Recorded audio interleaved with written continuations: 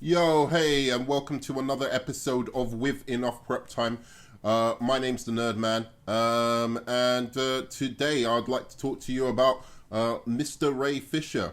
I'm starting to think the DCEU is a bit like Game of Thrones. There is two factions going on: the Lannisters and the Starks. They're the main factions, and then underneath them you have your different. You've got your what's the king's guys? The different families all connecting with one family or another. You've got your Jeff Johns and you've got your Patty Jenkins on one side, and you've got and she's still cool with Zack Snyder though in a kind of way, and all of it is cannibalizing each other.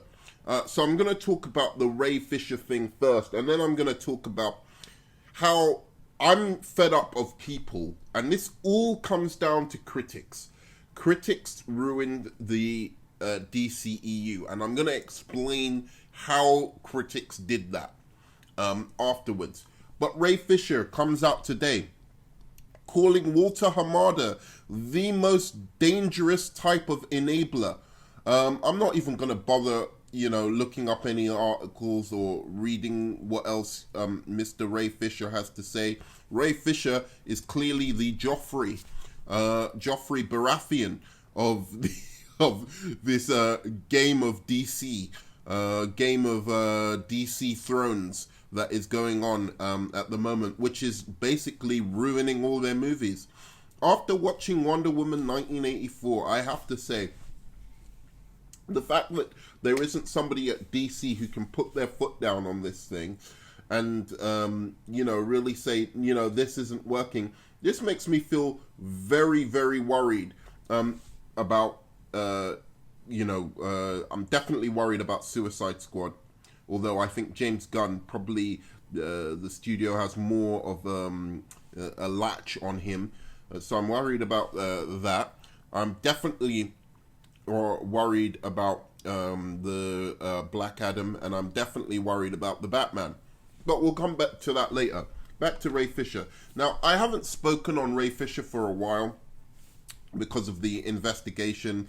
It came out that, the investigation was finished and that, in fact, some remedial... so basically, Warner Brothers, the investigation with by Warner Media and Warner Brothers into accusations Ray Fisher made on the set of the Justice League. Basically, that investigation was finished. Now, there was a whole big thing because Ray Fisher didn't want Warner Brothers themselves to carry out this independent investigation. He wanted AT&T, the parent company to Warner Brothers, to actually do the investigation for him. So they did the investigation. Some remedial action was taken, and then very, very recently, because basically Ray Fisher had been taking shots at everyone. He'd been taking shots at John Berg, Jeff Johns, who's not in my good books at the moment thanks to Wonder Woman 84, but I still defend him that he is innocent until proven guilty. He'd been taking shots at a bunch of other people. There was another guy that he took shots at. And then, obviously, Walter Hamada was very, very much at the side for Ray Fisher. It wasn't his main focus at all. Now, he's the most dangerous type of enabler. I thought that Jeff Johns was the most dangerous type of enabler. Now, Walter Hamada is, in fact, the enabler in this situation. He wasn't the enabler before. Now he's the most dangerous type of enabler. He's a dangerous type of enabler because, from Ray Fisher's own tweets himself, because apparently at some point he told Ray Fisher, I really want to look after my boy Jeff Johns. Can you... This is allegedly, by the way, said to Ray Fisher, that he wants to look after his boy Jeff Johns, and could you leave him out of this, and we'll take out Josh Whedon. You know, the Game of Thrones politics of Game of DC Thrones. The everyone trying to fight to the top to be able to destroy these comic characters' legacies forever. Each one of them doing terrible jobs in actually depicting these comic book characters because they don't know anything about them and their egos are too big to just pick up a fucking comic and read it, even though they're paying millions of dollars to just sit around reading fucking comics and present them to audiences. But anyway, so this Game of Thrones kind of thing, and he basically, Ray Fisher has Ray Fisher was like, Walter Hamada tried to get him to leave Jeff Johns out of his investigation or whatever, and Ray Fisher refused. He went on, he tweeted about it, and Walter Hamada simply responded got an article responding to the accusation, saying nothing like that ever happened. That's as far as he went. And then he said a couple of things about Ray Fisher, but nothing really substantial about Ray Fisher at all. Clearly people don't like Ray Fisher. Clearly people don't like the Zack Snyder camp and what's happened. And there's two factions. Now, the problem I've always had with Ray Fisher is I'm fully, if these guys were real racists and did some horrible things to you, and you don't want to say yet because you need an investigation to finish before you can say anything, you got the investigation going, right, with your tweets. So that was a good tactic. Get the tweets out there so that Warner Brothers will be forced to play their hand to be able to run this investigation. Okay? But the only thing is, in fact, I'm not even pissed with Ray Fisher. I have to admit, I've been because what he's doing is actually clever. The way he's running his game is actually clever. I think it's highly unethical, but it's clever. It's a good way to defeat your enemies. I mean, he's playing the strategy like Littlefinger or something, or well, no, he's not quite Cersei level. He's probably he's not even Littlefinger level. He's playing the game like, who's he playing the game like? He's playing the game like what was Queen Marjorie's mother? He's playing the game like her, like the Tyrells. He's like a Tyrell playing the game. He thinks he's playing the game, but there's better players out there. So anyway, he's played the game pretty well. What I don't understand, and I've never understood, is everyone's support of Ray Fisher. Why are they supporting him before they know the allegations of potentially innocent parties? This might just be somebody who is a disgruntled, employee who's, exaggerating kind of claims, and there might be a number of other disgruntled employees that he's, that he's put together to sully people's names who's worked in the industry forever. Or these people may have done horrible things, but until we know what those horrible things were, we can't judge them. And everything Ray Fisher has ever told us is petty bullshit. They color graded a black guy or something like that, or they, or I don't know what other accusations he had. One time Jeff Johns phoned me when I was on another set through back channels, as he used to call it, and he laughed at me because he had hired another cyborg. Oh wow, so terrible! How mean! Did he also steal your chocolate milk from your bag? I mean, these are the things that are so irrelevant. They're so childish. It sounds all like childish bullshit, to be honest. So this takes me, and that's my thoughts on basically Ray Fisher. I have nothing, he's come out with a new thing. No allegations. Calls Walter Hamada a big time enabler. Has nothing more to say about it. So well done, Ray Fisher. Until you tell me what they've done, and maybe I'll even go on your side afterwards. But I think sending Twitter mobs against people who are in the industry without proving their guilt, because Ray Fisher, the thing is, somebody could do it to you. Somebody could come up, some woman you've met, so you don't know, like trust me, some chick, they'll say that, and they'll use the fact that you're an African American, that you're black, and they will just say, oh, Ray Fisher sexually assaulted me, and everyone will believe them. Not one person will have your back, Ray, and they'll be like, oh, that's the kind of thing you have to worry about when you put out accusations. You don't use proof. You just sully somebody's name on social media. It can happen to you, and that's why I'm warning you, Ray Fisher. I'm telling you, you think Walter Hamada and all of those guys are investigating you? They're paying people to find anything on you, anything right now. You better hope you never kissed a girl without, her consent or anything like that in a party, or accidentally brushed up against the girl's breast who thought you who thought you had groped her. You better hope that has never happened to you in your whole life, Ray Fisher, because if it has, trust me, Jeff Johns, Josh Whedon, all of those guys are trying to investigate and find out about it right now. Okay? They ain't playing around. I believe me, that's what, because I know, because that's what I'd be doing. If you did this to me, that's what I'd be doing. I'd be investigating everything you've done since birth. And if I was wealthy, I would turn your own cousins against you. So I'm not saying you're wrong, Ray Fisher. I don't know. You seem very passionate. And to some degree, I even believe you. But to send people after people on Twitter without proof is dangerous, because somebody can do it to you. And I'll leave by saying this. All of his tweets have been very, very convenient as to when he's released them. Recently, Walter Hamada released some ridiculous statement, which leads me into my next thing, about what is going on with the DCEU, with the DC universe. And I've had it about up to here. I give up. I really love Patty Jenkins, but I'm really sorry, darling. I'm done with you.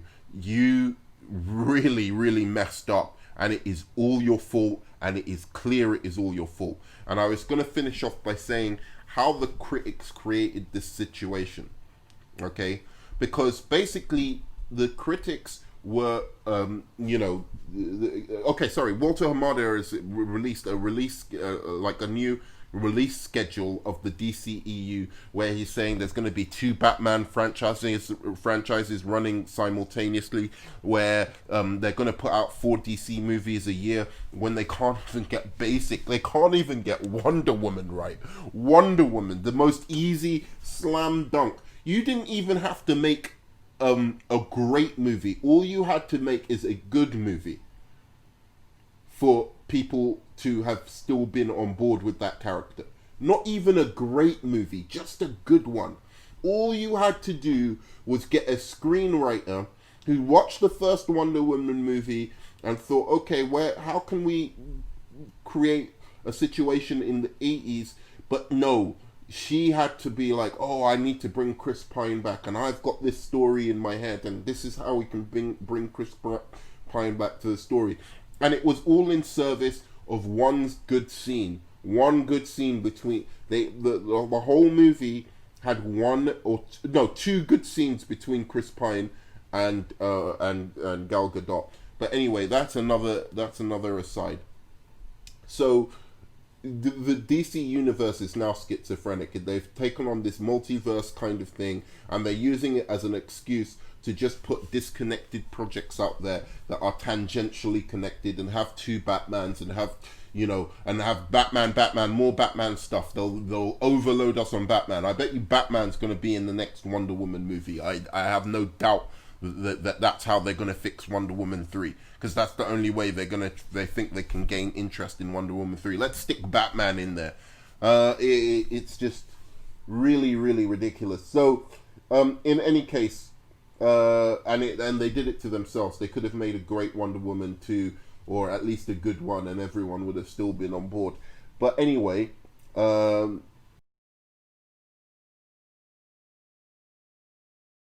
how the critics actually divided the DCEU. Now, the critics, which I was always saying about Batman v Superman, about Man of Steel, about Wonder Woman, do not praise a movie on its tone, right? And DC should have never listened to them. DC are stupid for listening to them. Never praise movies because of their tone. A movie is not good because the tone is light and fluffy and happy. A movie is not good because it is dark and gritty. A movie is good because they have taken the characters and made a logical, compelling story. Whether that story is light and happy, like Bambi or E.T. or, you know, whatever, or whether it's dark and gritty, like, you know, like The Watchmen, or, you know, or the Bourne movies, or whatever, or realistic and gritty like those.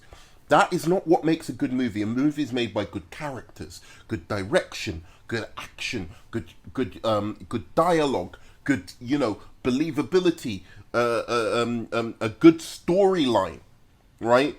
And critics made the stupid idiots at DC believe that no, what really people are interested in isn't the tone, isn't the quality of the movie, but the tone of the movie. And if we just make our movies happy and fluffy and beautiful and whatever, then we'll be able to fix our critics' problem. And it is the critics who did that, because the critics were way too hard on Batman v Superman.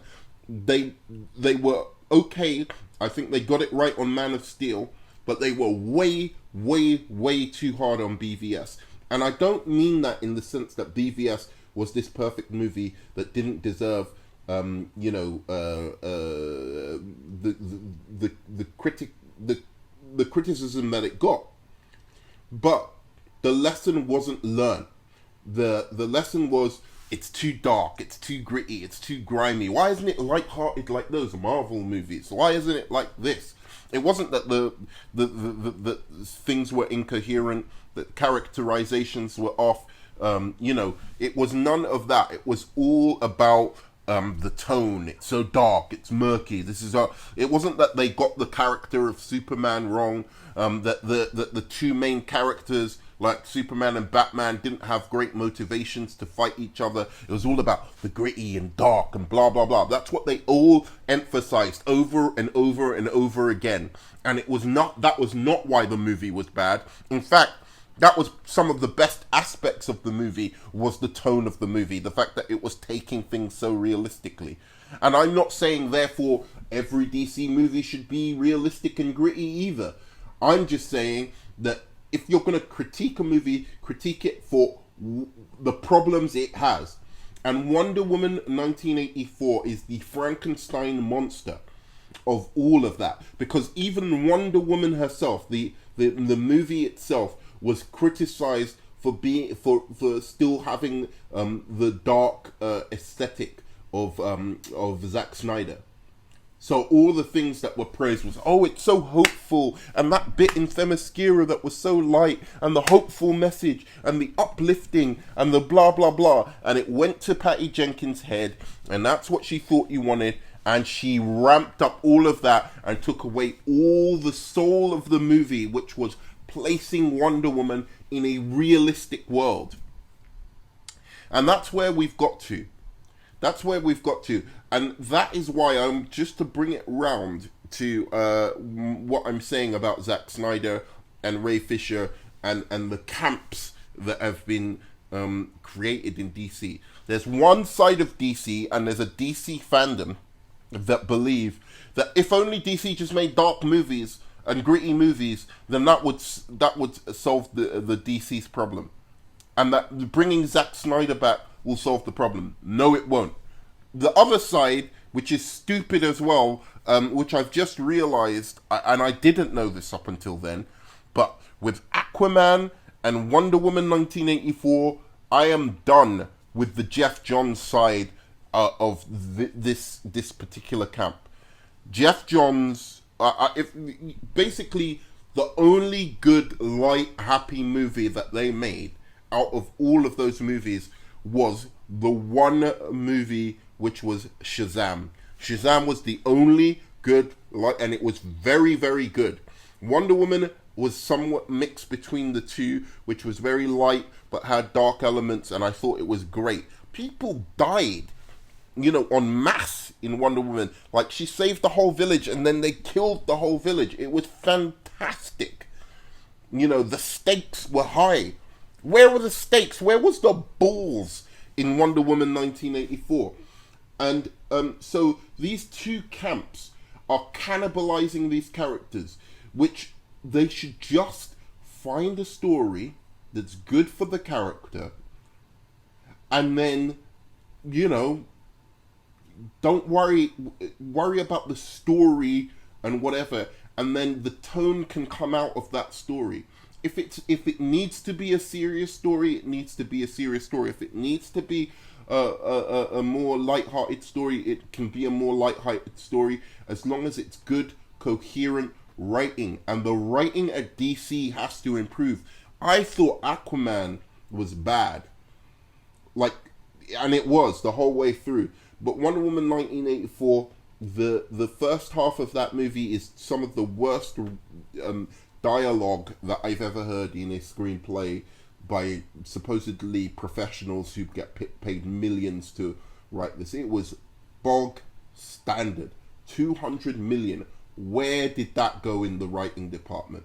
Where did it go in the writing department? No, I'm Patty Jenkins. I'm going to write it myself. Well, you wrote this yourself. And so this is me. I'm just talking about the DCEU Game of Thrones. There needs to be a documentary just going inside what exactly is happening in the creation of the DC universe, because it is done. It's dead. I think it's dead. The best they can do is reboot, or just make Batman movies. I guess that's what some Batman fans wanted anyway. Just make Batman movies. And it's horrible for me to say. I'm a huge Superman fan. I'm a huge Wonder Woman fan. I'm a huge Shazam fan. I'm a huge Flash fan. But I don't think they're going to make good movies of those guys. I think you get the girl who did Birds of Prey. It's another thing of just being rewarded for failure. You get the girl who did Birds of Prey to do the Flashpoint and make it all jokey and funny. Well, we'll see how jokey and funny it is when it fails again. This is very much like Wonder Woman 1984. You've got time now. You've got time to correct this mistake. If really this movie needs to be lighthearted and that's what you want, good. But overstuffing it with fan service, with putting Batman, Michael Keaton in and doing all of this kind of stuff, if you think that's just going to work and automatically make your movie a critical success, look at Wonder Woman 1984. It's a cautionary tale. And that's me. Thanks very much. Like and subscribe.